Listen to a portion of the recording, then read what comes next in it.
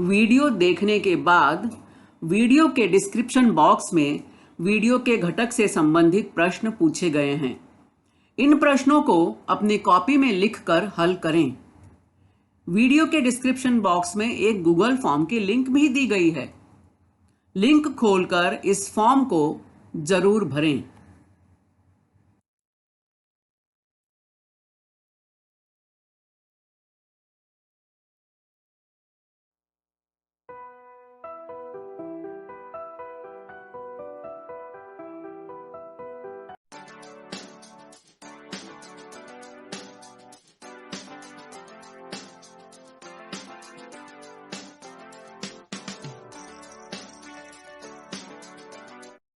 नमस्कार, प्रणाम, आदाब। वर्चुअल क्लास स्टूडियो में आप सभी का हार्दिक स्वागत।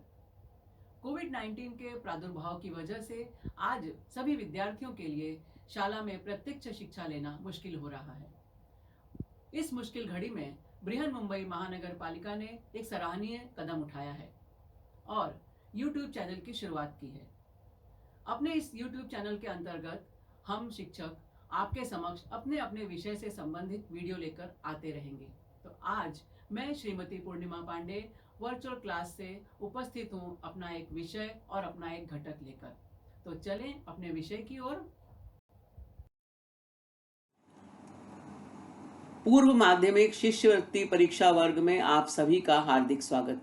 कक्षा 8वीं और इसकी वेबसाइट है www.mscepune.in।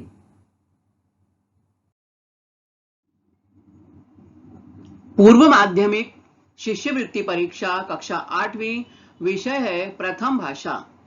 हिंदी माध्यम है हमारा, इसलिए हमारी प्रथम भाषा हिंदी।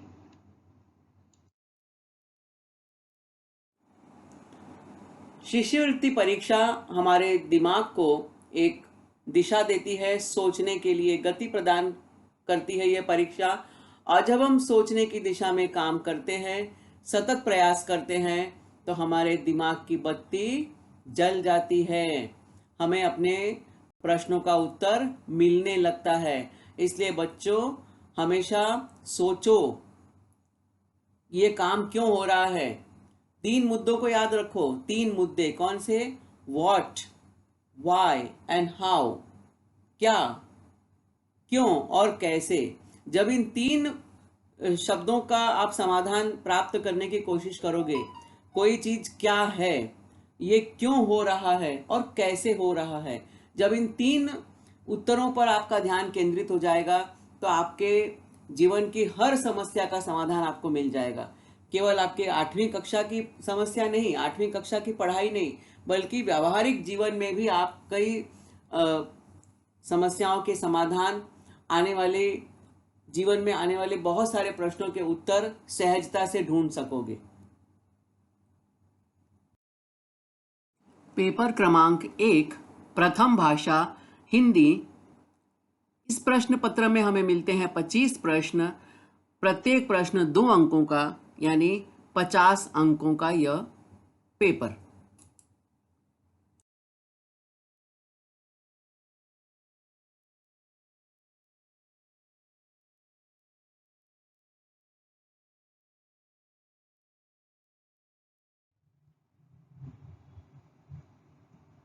उपसर्ग, प्रत्यय और कृदंत के बारे में। उपसर्ग, प्रत्यय, कृदंत।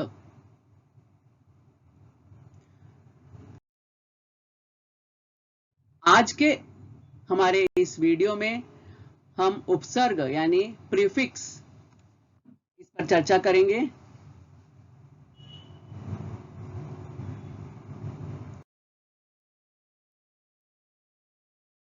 उपसर्ग क्या होते हैं? उपसर्ग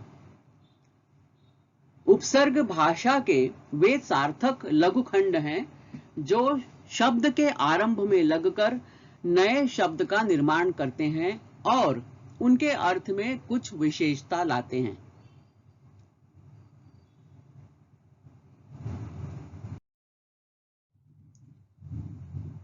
सरल भाषा में कहें तो वे शब्दांश जो किसी शब्द के आरंभ में शुरू में जुड़ते हैं शब्द के, आरंभ में जुड़कर उसके अर्थ में परिवर्तन या विशेषता ला देते हैं, उन्हें उपसर्ग कहते हैं।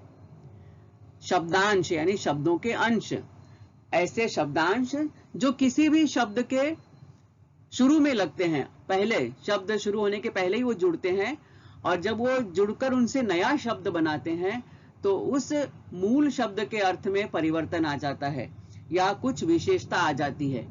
तो इन शब्दांशों को उपसर्ग कहा जाता है।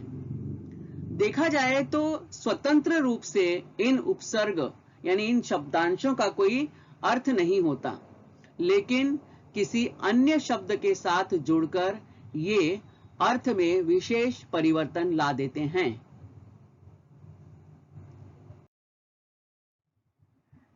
तो अब हम देखेंगे कि उपसर्ग लगने से शब्दों में क्या परिवर्तन होता है।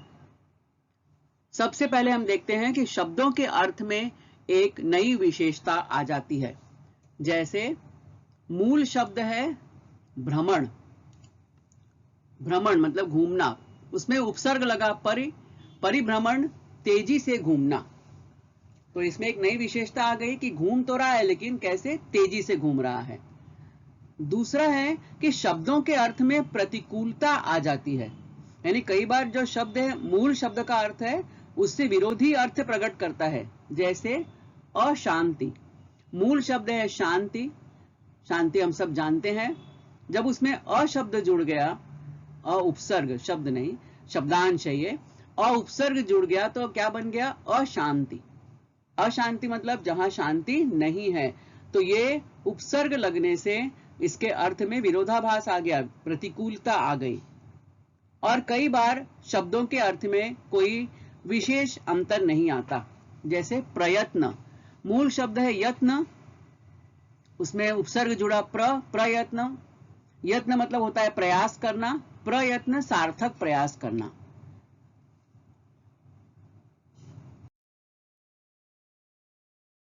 अब हम यहां देखेंगे कुछ उदाहरण। उपसर्ग, मूल शब्द और नया शब्द, यानी मूल शब्द में जब उपसर्ग जुड़ता है तो कौन सा नया शब्द बनता है। मूल शब्द है आदर, आदर करना हम सब जानते हैं। आदर में उपसर्ग लगा अन, न में हल का चिन्ह लगा हुआ है अन। नया शब्द क्या बन जाएगा, नया शब्द है अनादर। मूल शब्द है हमारा यश, इसमें उपसर्ग लगा अप, नया शब्द क्या बना, अपयश। हार मूल शब्द है, उपसर्ग लगा नया शब्द क्या बना, प्रहार। तो आप देख रहे हैं कि ये जो शब्दांश इसमें जुड़ रहे हैं या जो उपसर्ग इसमें लग रहे हैं शब्दों में, ये शब्द के पहले लग रहे हैं। ठीक है, तो उपसर्ग यही है जो शब्द के पहले जुड़ते हैं।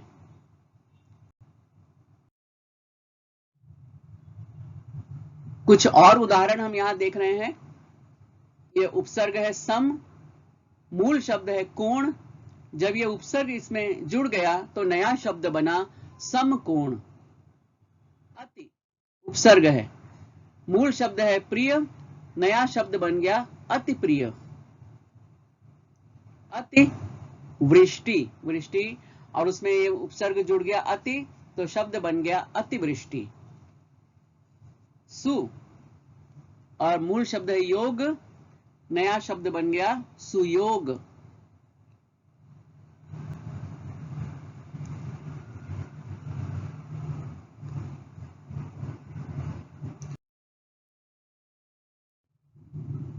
कुछ और उदाहरण हम यहां देखते हैं। उपसर्ग, मूल शब्द और नया शब्द। उपसर्ग है परा, मूल शब्द है जय, नया शब्द क्या बन गया, पराजय। आ उपसर्ग है गमन, मूल शब्द है गमन मतलब होता है जाना, और उसमें जब आ उपसर्ग लग गया नया शब्द बना आगमन, तो इसका अर्थ क्या हो गया, आना, है ना। देखो गमन का अर्थ अलग था और आगमन का अर्थ अलग हो गया। तो उपसर्ग लगने से शब्दों के अर्थ में कुछ परिवर्तन हो जाते हैं। क उपसर्ग है पूत, मूल शब्द है पूत मतलब होता है पुत्र, अब इसमें जब क उपसर्ग लग गया, नया शब्द बना कपूत। कपूत मतलब ऐसा पुत्र जो लायक नहीं है।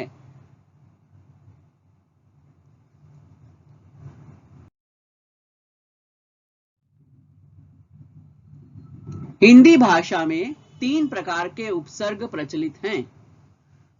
पहला है संस्कृत के उपसर्ग, दूसरा हिंदी के उपसर्ग और तीसरा विदेशी उपसर्ग। संस्कृत के उपसर्ग प्रायः उन शब्दों के साथ जुड़ते हैं जो संस्कृत भाषा से हिंदी में आए हैं, जैसे अति, धन, आचार, अत्याचार। ये अति उपसर्ग है। आचार मूलतः संस्कृत का शब्द है जिसको हिंदी में भी अपनाया गया है। तो इस शब्द में जब उपसर्ग लगा अति, तो नया शब्द बन गया अत्याचार। दुर, र में हल्की चिन्ह लगा हुआ है, हल चिन्ह। दुर, धन, लभ, दुर्लभ।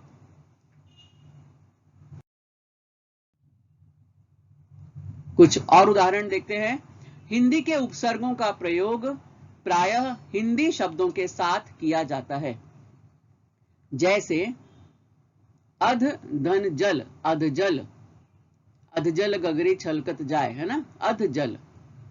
कु, धन, मार्ग बराबर कुमार्ग।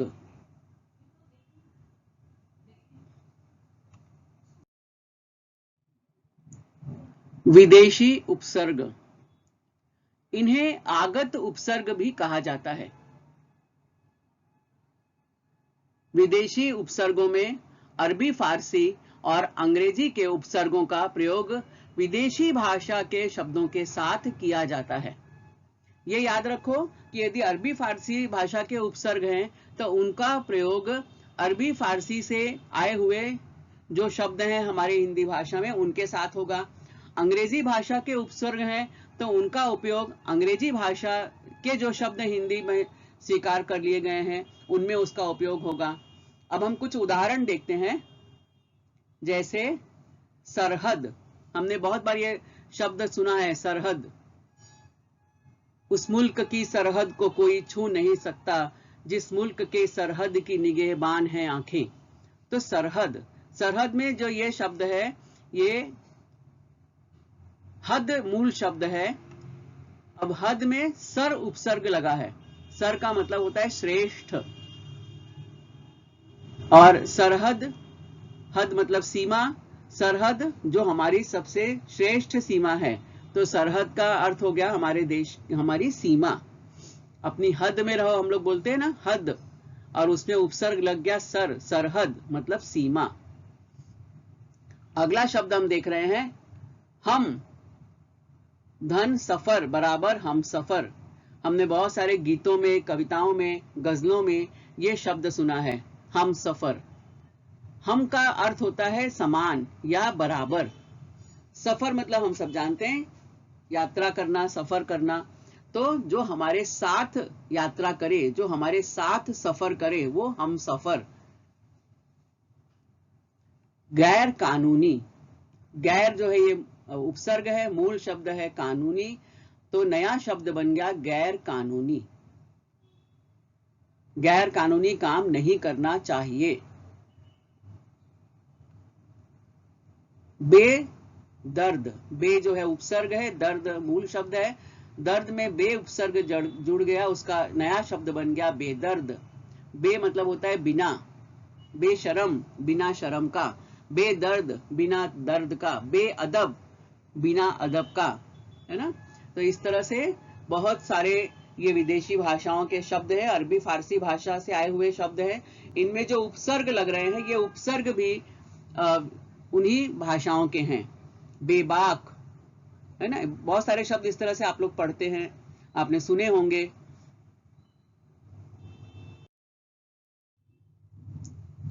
अब हम देखेंगे अंग्रेजी भाषा के उपसर्ग। तो अंग्रेजी के कुछ महत्वपूर्ण उपसर्ग और उनसे बनने वाले शब्द। सब, SUB, सब। ये सब मतलब हम सब वाला सब नहीं है, ये मूल शब्द है, अंग्रेजी का है। तो SUB, सब, इसका मतलब होता है अधीन या उसके नीचे काम करना।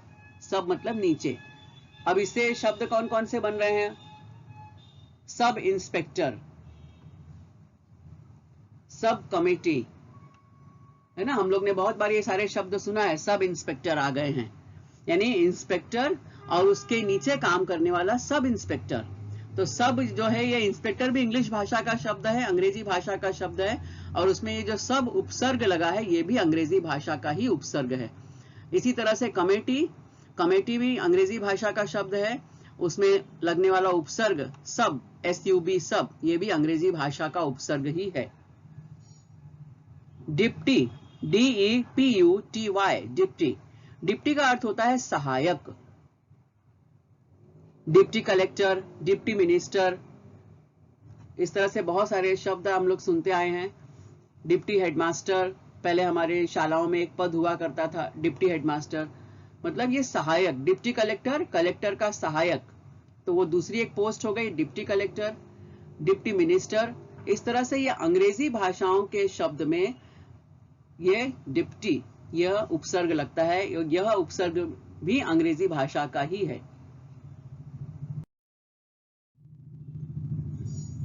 अंग्रेजी भाषा के कुछ अन्य उपसर्गों के बारे में हम देखेंगे। Vice, VICE, vice, vice captain, बहुत ही कॉमन एकदम शब्द है हमारे लिए। वाइस का मतलब भी होता है सहायक। वाइस राय, आप इतिहास जब पढ़ते हो तो उसमें आप लोग हमेशा पढ़ते हैं viceroy. Vice chancellor, vice president, vice captain, ऐसे बहुत सारे शब्द हैं जिनमें वाइस जो है ये उपसर्ग है, मूल शब्द है चांसलर, प्रेसिडेंट, इस तरह से। जनरल, GENERAL, जनरल, जनरल का मतलब होता है प्रधान। जनरल मैनेजर, जनरल सेक्रेटरी, इस तरह के ये सभी मैनेजर अंग्रेजी शब्द है, सेक्रेटरी अंग्रेजी शब्द है, तो इसमें लगने वाला जो उपसर्ग है जनरल, वह भी अंग्रेजी का ही होगा। अंग्रेजी उपसर्गों के कुछ अन्य उदाहरण हम देखते हैं। चीफ, प्रमुख, chief minister, chief engineer, chief secretary, इस तरह के बहुत सारे शब्दों का हम अपने रोजमर्रा की बोलचाल में, रोजमर्रा के व्यवहार में उपयोग करते हैं, लेकिन हम नहीं जानते हैं कि इसमें मूल शब्द है, उपसर्ग है, हम लोग ऐसे धड़ल्ले से इस्तेमाल करते हैं। लेकिन हम जब व्याकरण की दृष्टि से किसी भाषा को पढ़ते हैं तो उसके बारीक से बारीक मुद्दों की हम जानकारी लेते हैं। मिनिस्टर ये मूल शब्द है, इसमें लगा उपसर्ग चीफ, चीफ मिनिस्टर। इंजीनियर मूल शब्द है, अंग्रेजी भाषा का शब्द है। सेक्रेटरी अंग्रेजी भाषा का शब्द है, तो अंग्रेजी भाषा के शब्द में उपसर्ग भी अंग्रेजी भाषा का लगेगा। हेड, हेड मतलब भी होता है मुख्य, head master, head clerk, head constable, यानी ये सभी अंग्रेजी भाषाओं के शब्द हैं। अंग्रेजी भाषा के शब्द में मैं बार बार दोहरा रही हूं कि अंग्रेजी का उपसर्ग लगेगा। शब्द हिंदी भाषा का हो और उसमें उपसर्ग अंग्रेजी का लगे, ऐसा नहीं होता। अब हम कहेंगे, आप कहोगे मास्टर तो हिंदी शब्द है, तो बच्चों ये अंग्रेजी शब्द है और इसे हिंदी भाषा ने ज्यों का त्यों अपना लिया है। मास्टर, क्लर्क, कांस्टेबल, ये सभी मूलतः अंग्रेजी भाषा के शब्द हैं और ये हिंदी भाषा ने इन्हें अपने में आत्मसात कर लिया है, स्वीकार कर लिया है। जैसे रेलगाड़ी, रेल, हम लोग बोलते हैं रेलगाड़ी आ गई, रेलवे प्लेटफॉर्म, तो रेलवे जो है, रेल जो है, ये अंग्रेजी भाषा का शब्द है लेकिन इसे हमने स्वीकार कर लिया है। मोटर, कार, बस, ऐसे बहुत सारे शब्द हैं जो अंग्रेजी के हैं लेकिन हमने इसे, इन शब्दों को हिंदी में ज्यों का त्यों स्वीकार कर लिया है। तो इसी तरह से भाषा समृद्ध होती रहती है। तो जब अंग्रेजी भाषा का शब्द तो अंग्रेजी भाषा का उपसर्ग। अब हम उपसर्गों पर आधारित कुछ प्रश्न भी देखेंगे। पहला प्रश्न है, अधि उपसर्ग लगने से बनने वाला अर्थपूर्ण शब्द पहचानो। अब आपके सामने यहाँ पे 4 शब्द दिए हैं, राग, ज्ञान, गुण, नायक। अब आपको इसमें उपसर्ग लगाना है। ध्यान रहे बच्चों, उपसर्ग कहाँ लगता है? शब्द के पहले लगता है। अब आपको इन चारों शब्दों में उपसर्ग लगाएंगे कौन सा? अधि, और कौन सा अर्थपूर्ण शब्द बनेगा वो हमें पहचानना है। तो इसके लिए क्या होता है कि आपको शब्द संपदा आपके पास होनी चाहिए, आपका अभ्यास होना चाहिए, बहुत सारे शब्दों की आपको जानकारी होनी चाहिए। ठीक है, तो अभी हमने मान लो इसमें उपसर्ग लगाया अधि, तो क्या शब्द बनेगा? अधिराग। तो अधिराग कोई सार्थक अर्थपूर्ण शब्द नहीं है। अधिज्ञान, अधिगुण, अधिनायक, तो इसमें केवल अधिनायक जो है ये अर्थपूर्ण सार्थक शब्द है। तो हमारा सार्थक शब्द कौन सा बनेगा? अधिनायक। तो कौन सा शब्द है? नायक, यानी पर्याय क्रमांक 4। यही वो अर्थपूर्ण शब्द है जिसमें अधि उपसर्ग लगने से और एक नया अर्थपूर्ण शब्द बनेगा। ये चारों शब्द अर्थपूर्ण हैं, लेकिन नायक में जब अधि उपसर्ग लगेगा तब भी वह एक अर्थपूर्ण शब्द ही बनेगा। अन्य शब्दों के साथ अधि उपसर्ग नहीं लगेगा। बिल्कुल सही जवाब है हमारा।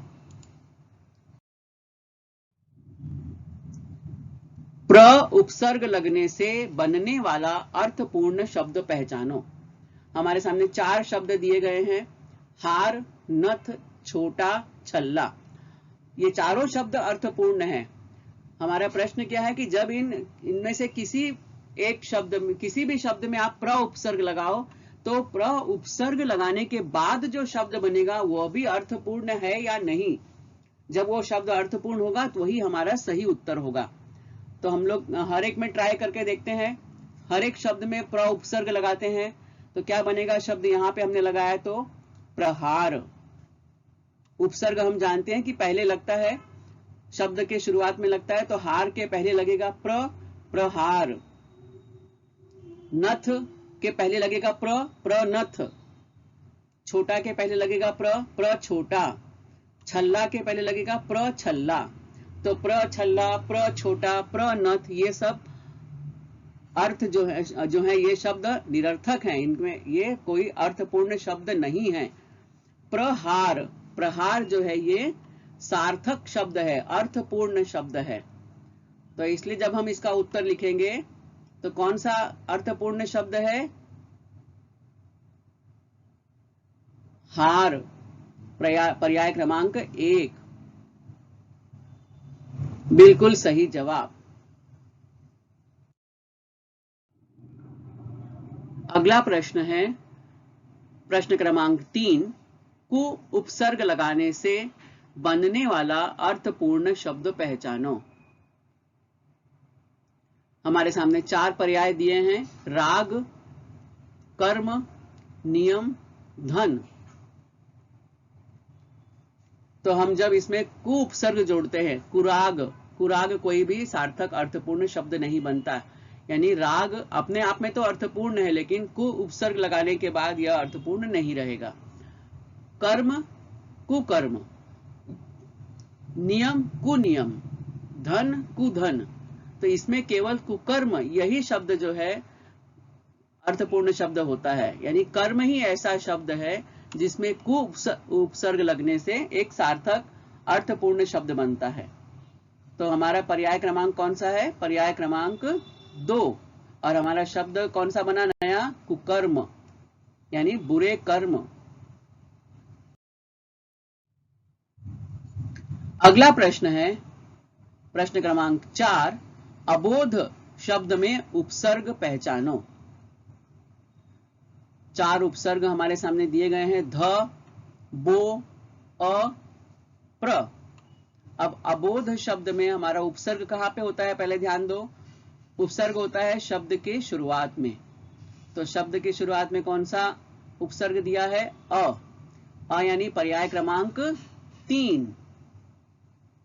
तो पर्याय क्रमांक 3 बिल्कुल सही जवाब हमारा।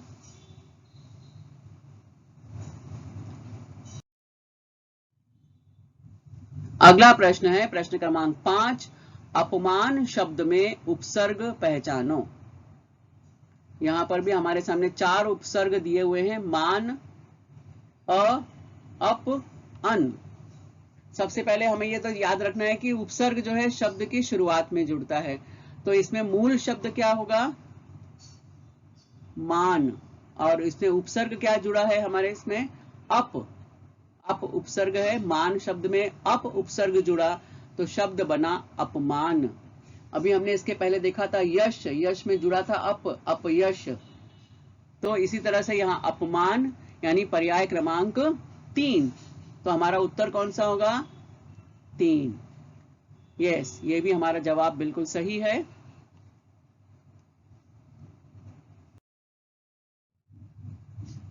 प्रश्न क्रमांक 6, परिवर्तन शब्द में उपसर्ग पहचानो। इसमें भी हमारे सामने 4 उपसर्ग दिए हैं। व में हल्का चिन्ह है, व, प, न, परि। मूल शब्द क्या है? वर्तन। उपसर्ग हमेशा शब्द की शुरुआत में आता है, आरंभ में रहता है, तो हमको ये आगे वाले शब्द देखने ही नहीं है, हमको शुरुआत के शब्दांशों पर ध्यान देना है। तो सही जो उत्तर है परि, पर्याय क्रमांक 4। वर्तन मूल शब्द है।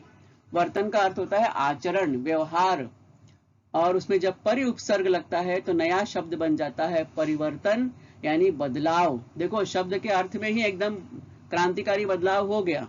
परिवर्तन, पर्याय क्रमांक 4।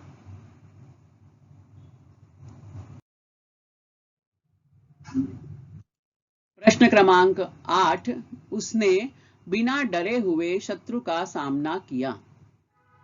अधोरेखित शब्दों की जगह उचित उपसर्ग वाले शब्दों का प्रयोग करो। अब यहाँ अधोरेखित मतलब ऐसे शब्द जिनके नीचे लाइन खींची गई है, रेखा खींची गई है। बिना डरे हुए अधोरेखित शब्द है। अब इसकी जगह हमारे सामने कुछ उपसर्ग वाले शब्द दिए गए हैं। अभय, निर्भय, विजय, पराजय। अब इसमें हमें जो सही शब्द है उसका उपयोग करना है। तो हम यहाँ पर ये बिना डरे हुए इसको हटा देंगे।